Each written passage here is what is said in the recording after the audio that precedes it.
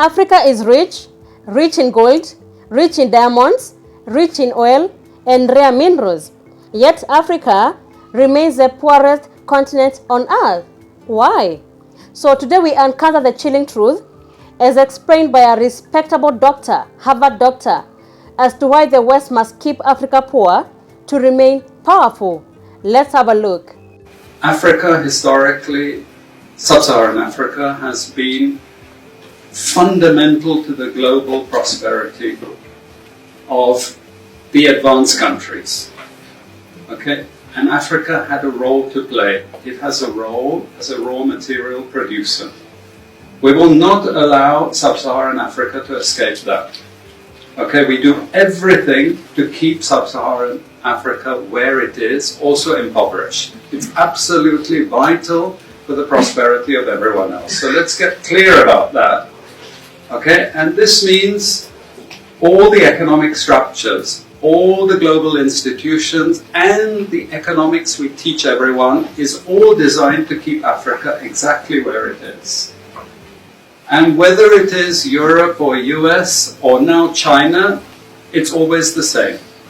We need Africa to be impoverished because we need those raw materials and we need them dirt cheap. Okay, so that's the message. It doesn't mean to say that there's nothing Africans can do. Of course there is. Okay, but this is the opposition that they're fighting. This is what it's about. Because if Africa does do something different, I assure you living standards of all those in Europe and North America and Asia is going to fall. Okay? And that is a big price to pay.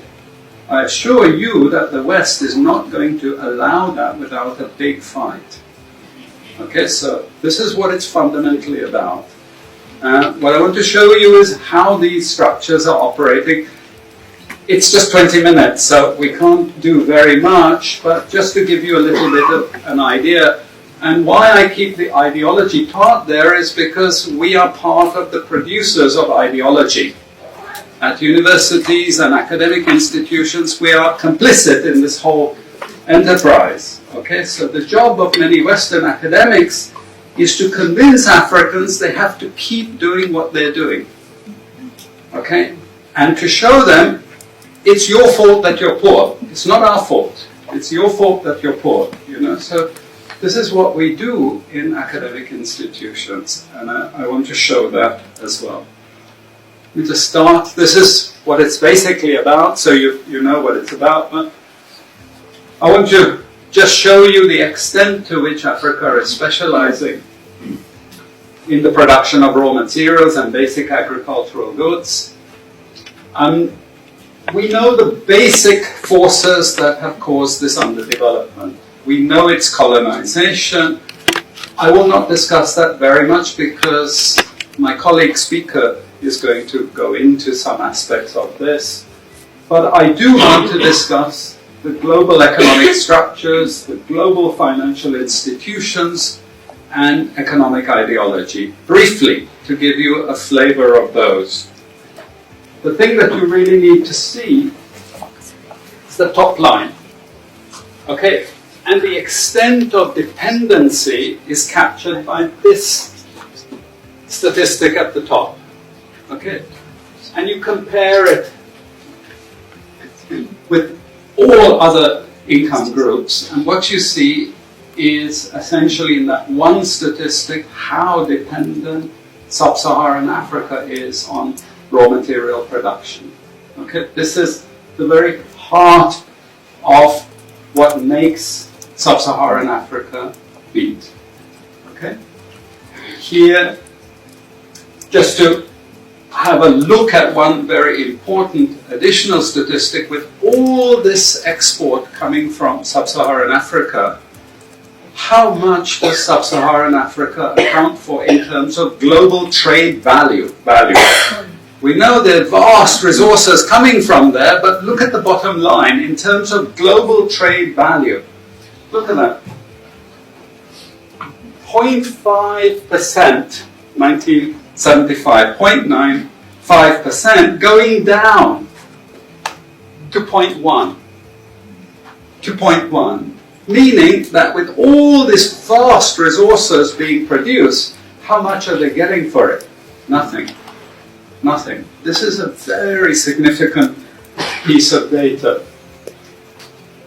Then I just want to show you what has happened to sub-Saharan Africa, because what we know, and from all studies, no country ever develops without manufacturing. Okay, producing raw materials will not take you anywhere. Producing basic agricultural goods will not take you anywhere. And let's have a look at how much manufacturing activity takes place in sub-Saharan Africa. We can look over the last 15 years, 20 years. And we see manufacturing has actually declined as a percentage of the total. This is percentages of total production in sub-Saharan Africa. How much of it is accounted for by manufacturing? So this figure here is 17% of the total. Most of the rest, when we talk of industry, it includes manufacturing, but the bulk of it is mining. Okay? Raw material extraction. This is the bulk of it. And here we see actually raw material extraction has stayed the same. What has caused industry to fall is the fall in manufacturing production. This is deliberate because we will never, as Western economists, as Western policymakers, we cannot afford to allow Africa to industrialize and start producing manufactures. Okay, so we will do everything to stop that. And I'm going to show you how we actually block that. It's obvious in certain ways, but it's less obvious in other ways. Now, we have actually seen periods of rapid growth in sub-Saharan Africa, misleading people, saying, oh, you know, we're now doing much better. And this has happened recently. Recently, I've had students come and tell me, we've done much better now. And you can see growth rates rose quite sharply in recent times. Now are starting to go again down. But if you look historically, the same thing happened earlier. Why? Because in these two periods, we had East Asian rapid industrialization processes. So in the earlier period, we had Japan and Korea and Taiwan. Okay, rapid growth, sucking in raw materials from Africa, driving up the prices, and then sub-Saharan African countries grew. Exporting raw materials, they grew.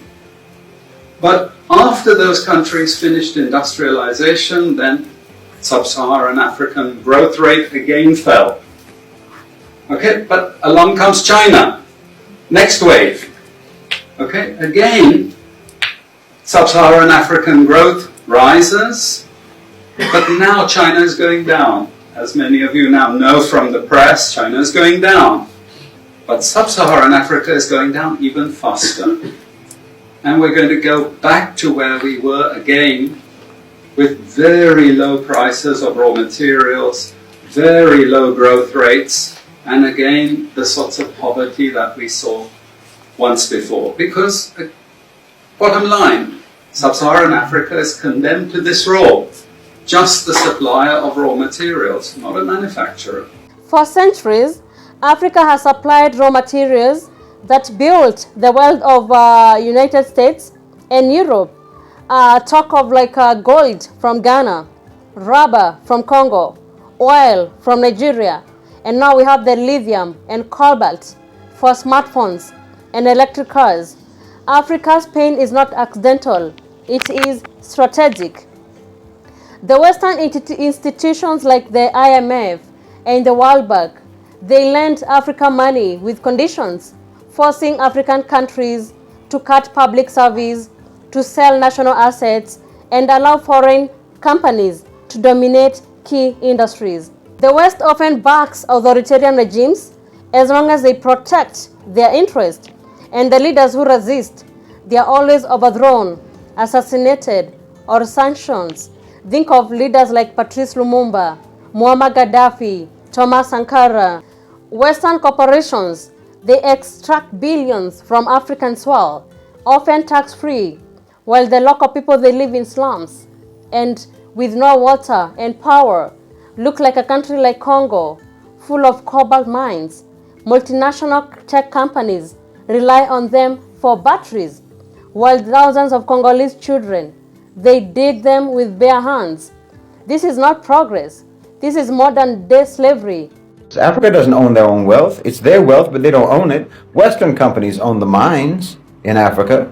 They extract the minerals. They set the prices. They ensure that the wealth will never benefit the people whose wealth it truly is. I mean, look at Congo today. Congo produces 70% of the world's cobalt.